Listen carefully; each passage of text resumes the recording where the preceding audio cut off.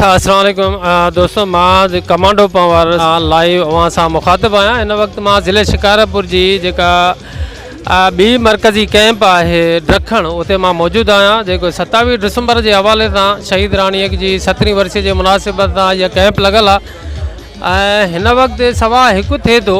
ही मरकज़ी कैंप आहे, ईअं सम्झो तालके गढ़ी यासीन जी मरकज़ी कैंप चऊं। ऐं आगा सिराज खान दुरानी ऐं ज़ुल्फ़कार खान कमारियो जी अॻवानी में हितां जेको आहे काफ़िलो निकिरंदो। पर हिते तव्हांखे कैंप जे अंदरि माना कंहिं बि क़िस्म जो को मरकज़ी अॻवान तव्हांखे नज़र न ईंदो। मक़ामी अॻवान हिन वक़्तु हिते मौजूदु आहिनि। साईं अब्दुल कादिर शाह अमरोटी आहे, साईं जेको आहे सो ग़ुलाम रसूल सियाल साहब जिन आहिनि, उन सां गॾोगॾु जेको आहे बाक़ी जेके आहिनि कुझु टीम बि मौजूदु आहे। पर हिन वक़्तु जेके पीपल्स पार्टी तालके गढ़ी यासीन जी माना क़यादत कंहिं बि क़िस्म जी हिते असांखे नज़र नथी अचे। वधीक जेको आहे तो ॾिसूं था पिया। ऐं मुंहिंजे ख़्याल में हिन वक़्तु ज़ुल्फ़कार खान कमारियो साहब जी अॻवानी में हितां काफ़िलो रवानो थींदो ऐं आगा सिराज खान दुरानी बि शायदि जेकॾहिं कोट दुरानी खां निकिरंदा ऐं उहे जॾहिं हिते पुॼंदा त उन खां पोइ जेको आहे हीउ काफ़िलो उन्हनि सां गॾिजी करे रवानो थींदो। रहमान साईं, सभ खां पहिरियों त कैंप ते जेके तव्हां चओ था माण्हू मौजूदु आहिनि, उहे लंच जो अरेंजमेंट कयो आहे। सभिनी खे चयो आहे त जेके जेके वैगननि में कारियुनि में जेतिरा माण्हू आहिनि उहे उन्हनि में वेहो त उन हिसाब सां असां पैकेट्स विरायूं, छो त उते लंच जो अरेंजमेंट असांखे ई करिणो आहे ज़िले क़यादत खे। ॿियो हिते सभु वेठा आहिनि, जुमे जी नमाज़ आहे त सभु चवनि पिया इजाज़त वठी वञणो त वापसि ईंदासीं। ॿियो हीअ बाबा जे तरफ़ां सरदार ज़ुल्फ़कार खान कमारियो तरफ़ां अरेंजमेंट थियल आहे। हितां तक़रीबन असांजो 150 गाॾियूं आहिनि जेके हितां रवानो थींदासीं। 2 खां 2:30 बजे इन करे रवानो था थियूं, छो त हिकु त उते बि जलसो शुरू थियण में टाइम आहे ऐं ॿियो त हितां ज़िले जो क़यादत आहे बाबल खान ऐं मोहम्मद आरफ़ खान मतां, उहे बि हितां क्रॉस कनि त उहे बि हिते विज़िट कंदा आहिनि कैंप। इन जे करे बाक़ी बाबा जेको आहे हाणे होॾे क़यादत जी फ़ोन आई त ओॾे हुन सां गॾिजी वॾो वियो आहे। बाक़ी असांखे ज़िम्मेवारियूं ॾेई वियो आहे, सभु साईं जन बि वेठा आहिनि। सभु हितां इंशाल्लाह 2 खां 2:30 बजे हितां गॾिजी असां निकिरंदासीं मोहतरमा शहीद खे सलाम पेश करण जे लाइ। अस्सलाम वालेकुम। वालेकुम अस्सलाम। खैरियत से ठीक है सर, महिरबानी करे साईं। जेको आहे ही हिन वक़्तु सवा हिकु हिन वक़्तु थिए थो पियो। 27 दिसंबर आहे। काफ़िलो कॾहिं रवानो थींदो? तक़रीबन 2 बजे हितां काफ़िलो रवानो थींदो। जुमे नमाज़ जो टाइम बि आहे, इन जे करे इहो ई हुयो प्रोग्राम त पूरे ज़िले जा जेके क़यादतूं आहिनि नमाज़ पढ़ी हिते पुॼंदियूं ऐं पोइ काफ़िलनि जी सूरत में हर कोई होॾे गढ़ी ख़ुदा बख़्श लाइ रवानो थींदो। बिस्मिल्लाह रहमान रहीम।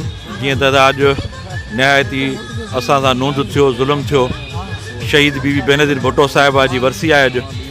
पूरे असांजी वर्ल्ड जी लीडर शहीद राणी, एशिया जी लीडर, असांजे पाकिस्तान जी लीडर, असांजी सिंध जी सूंहं शहीद राणी ॾुखु असांखे ॾाढो ॾुखु आहे।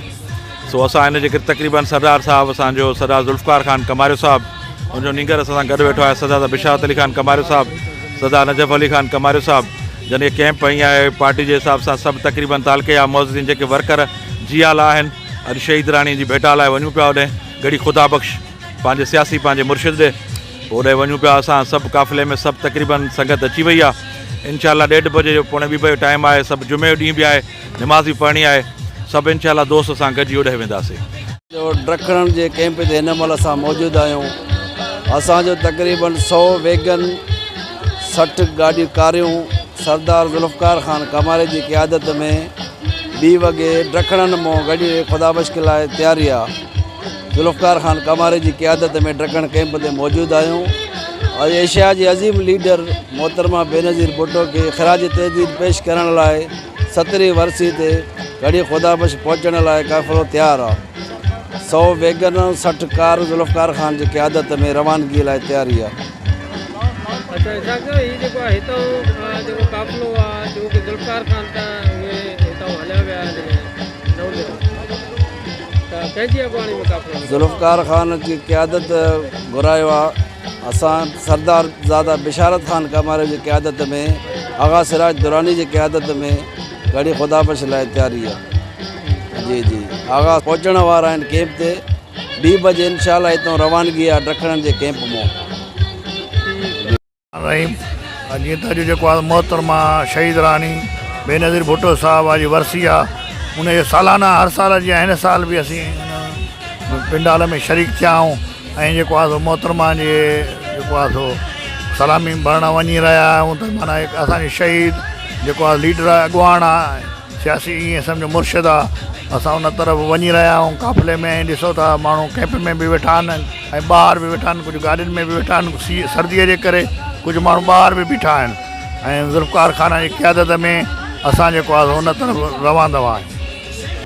दादा इहा जो जेकी आहे 17 वर्सी आहे मोहतरमा शहीद बेनज़ीर भुट्टो जी ऐं जंहिं पूरी दुनिया छा पूरे पाकिस्तान खे आवाम खे शऊर ॾिनो ऐं उन शऊर जे करे हिन वक़्तु बि ज़िंदा आहे।